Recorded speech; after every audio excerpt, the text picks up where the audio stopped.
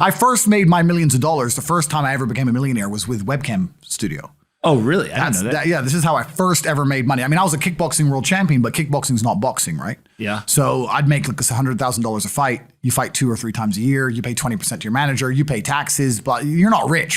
So you get like 30 to 40% of the money. Yeah. And I didn't consider myself rich, like 30, 40 grand chunks, twice a year, maybe 3 times a year, living in London.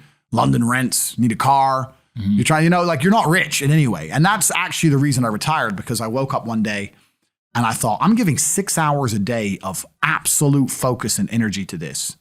And I believe I'm smart enough that if I put that much tenacity into something else, I can be a multimillionaire. I truly believed that. I was like, I've realized now I've reached the pinnacle of kickboxing. My choice is either to change over to MMA, which I was offered to do earlier in my career, but at the time, the kickboxing contract paid more money. I had to pay the bills, so I went with kickboxing. Change over to MMA, learn to wrestle, change over to UFC, blah, blah, blah. But this is also like 7, 8 years ago where even the UFC didn't pay the money it pays now. But the UFC still doesn't pay that much money from what I understand. No, if you're like top 5 or champion, yeah. But most of the dudes you're going to see there in the prelims, they're getting 10 grand a fight, 9 grand a fight. It's nothing, right?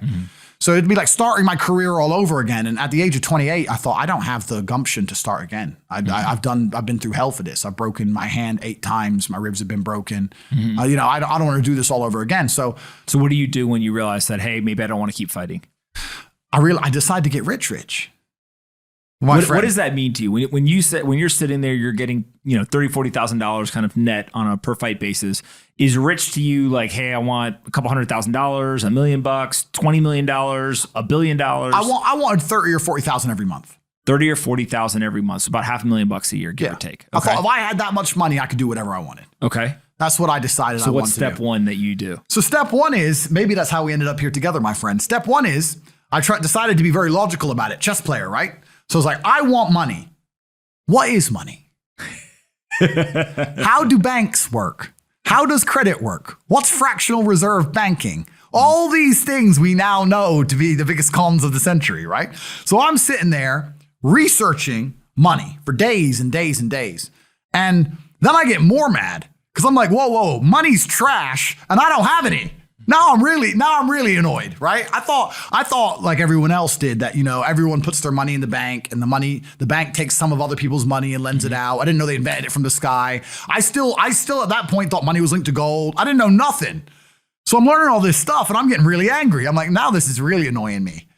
So anyway, I had a piece of paper there and I'm in my research phase and it start writing down some dude on YouTube. I don't know who he was, some dork. He was a pro gold guy. This is before, maybe Bitcoin was probably around then, but like early. He was a pro gold guy saying buy gold, buy gold, buy gold. And he was saying the difference between an asset, a liability, et cetera, et cetera. So I started trying to write down what I had. I was like, I have an apartment, I have a BMW. I'm in good shape, but I already use that for fighting. What can I do? I can play chess. I'm just writing down the things I have and what I'm good at. And then I kind of realized, I was like, I've got like 8 girlfriends. But because I was traveling the world, and if you win, you get a ring girl. It's kind of like she's banging the winner, right? You win a world title, you get to choose the ring girl you want. It's pretty easy, right? So I had a girlfriend in Slovakia, I had a girlfriend in France, I had a girlfriend in England, all these girlfriends. Do they know about each other? No. Okay. But they find out pretty soon. So I had all these girlfriends, so I'm like, maybe I could open a strip club and like be a pimp, and, be a gangster about it, And then that opening strip club that's literally the first thing you thought about was open a strip club? Well, I thought I have these beautiful girls. How can this is before like Twitch existed. So I was like, what can I do with these hot girls? I was like, it's just an asset, right? There's these girls and a lot of them were messaging me. They thought I was this millionaire world champion. They all wanted to come London, live with me and thought I was a big boy millionaire and all this stuff. So it's like they do because of social media. Well, partially because of that. And also because they met me. I turn up, I fight, I win the world title, I leave. We're texting each other. They assume I'm this big boy, right? So I'm kind of like, what am I going to do? What am I going to do? I thought, man, I investigated strip clubs, way too much money. But this asset class of beautiful women was kind of on my mind for a few days. And then by absolute coincidence, I stumbled upon somewhere on the internet. I was on one of those websites where you used to download like free games and bullshit from. And in the corner somewhere it said, hot girls want to talk to you now or something. I said, hot girls. So I clicked on that, not because I was interested, but because I thought I have hot girls.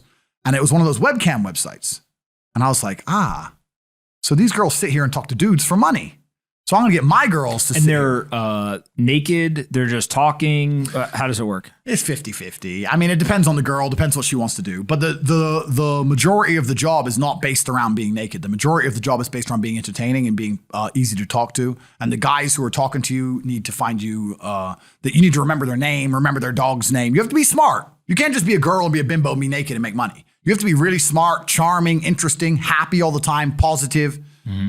And I thought, I'm going to try this. So I messaged all 5 of my girlfriends, told them I had a job for them, explained to them what I was going to do. I was going to launch this company.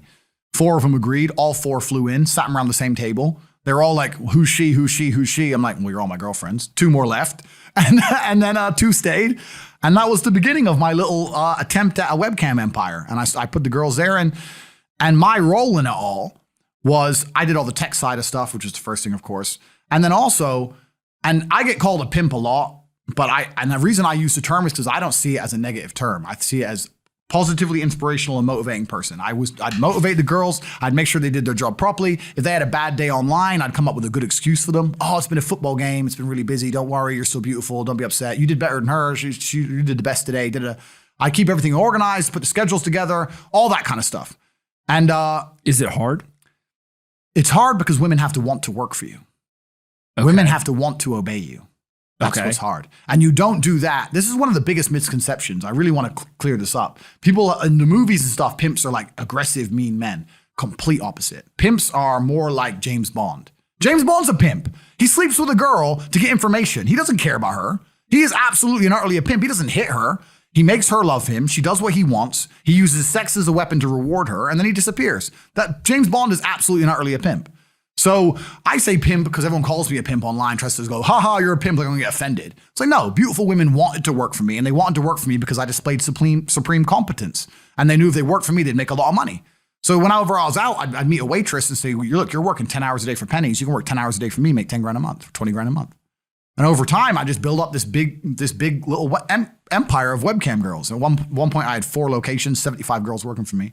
And I was doing. And we say locations, like explain what goes into a location. I just rent houses. All right, so you rent a house, and in the house, you just literally, hey, go live here. There's like technology set up, and then you can basically just sit in front of the computer and literally be on the other end of one of these webcams, and guys are paying by the minute, by the hour, whatever, to talk to you.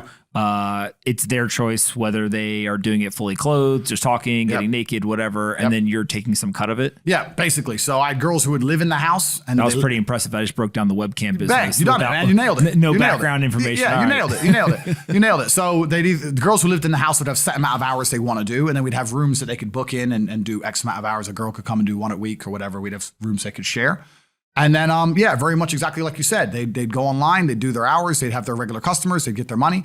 And then I'd take around half of the money, around 50%. You take 50%. Around 50%. Okay. Is that high or low compared to the rest of the industry? I'll tell you why it's very low. It's low because every time a girl would quit and try and do it by herself, she'd make a fraction of the money overall because she hasn't got the instruction. She hasn't got the motivation. She's just lazy with it, right?